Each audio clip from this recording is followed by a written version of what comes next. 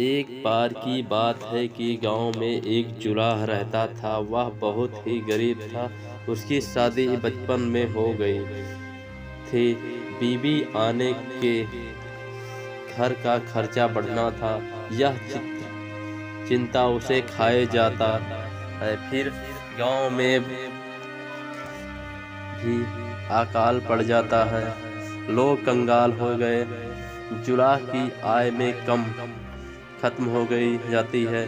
उसके पास शहर जाने के सिवा और कोई चारा ना था। शहर में उसने कुछ महीने छोटे मोटे काम किए। थोड़ा सा पैसा आंटी में आ गया और गांव के खबर आने पर कि अकाल समाप्त हो गया है, वह गांव की ओर चल पड़ा। रास्ते में उसे एक जगह सड़क किनारे एक ऊँटनी नजर आई। ऊँटनी बीमार नजर आ रही थी और वह गर्भवती थी। उसे ऊँटनी पर दया आ गई और वह उसे अपने साथ अपने घर ले आया। घर में ऊँटनी को ठीक से चारा व घास मिलने लगी तो वह पूरी तरह स्वस्थ हो गई और समय आने पर उसने एक स्वस्थ ऊँट को जन्म दिया। ऊँट का बच्चा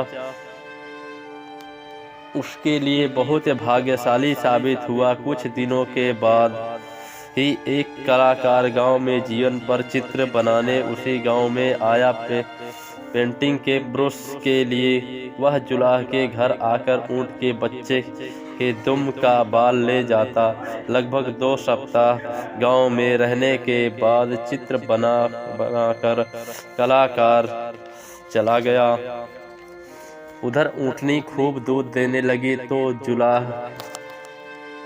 उसे बेचने लगा। एक दिन कलाकार गांव लौटा और जुलाह को काफी सारे पैसा दिया, क्योंकि कलाकार ने उन चित्रों से बहुत पुरस्कार जीते थे और उनके चित्र अच्छी कीमतें पर बिके थे।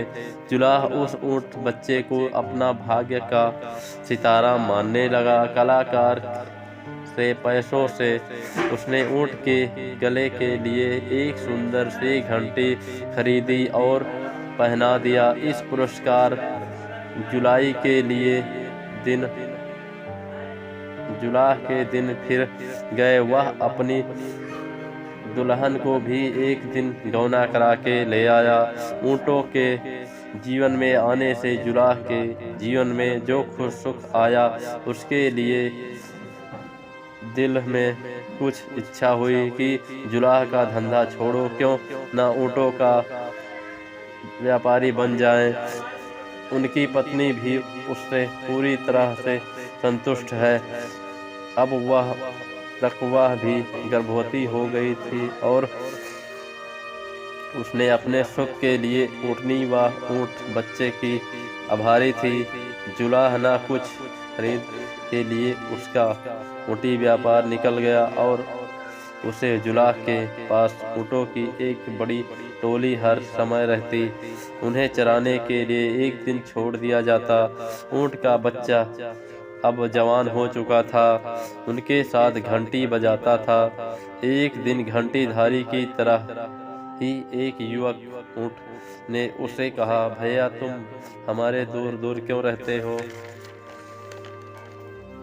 घंटीधारी गर्व से बोला, वाह, तुम एक साधारण ऊँट है। मैं एक घंटीधारी मालिक का दुलारा हूँ। मैं अपने से अच्छे ऊँटों में शामिल होकर अपना मान नहीं खोना चाहता हूँ।